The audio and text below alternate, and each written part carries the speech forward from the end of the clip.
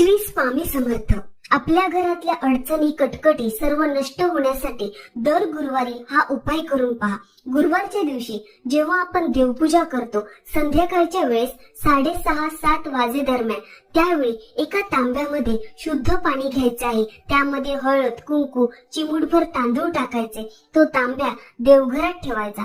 त्यानंतर दिवा अगरबत्ती लावायची, हात जोडून प्रार्थना करायची. हे देवा, आमच्या घरातून सर्व दरिद्री, गरिबी, नकारात्मकता, वाईट शक्ती, सर्व कटकटी नष्ट होऊ दे. बस एवढं बोलून नमस्कार करून आपली जी पूजा सेवा आहे ती करायची आणि तो तांब्या गुरुवारच्या दिवशी रात्रभर तिथेच आपल्या देवघरात राहू द्यायचा.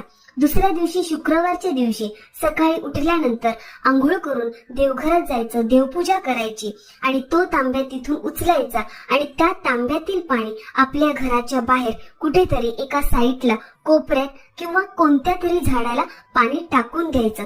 ते तुळशीला पाणी टाकू नये.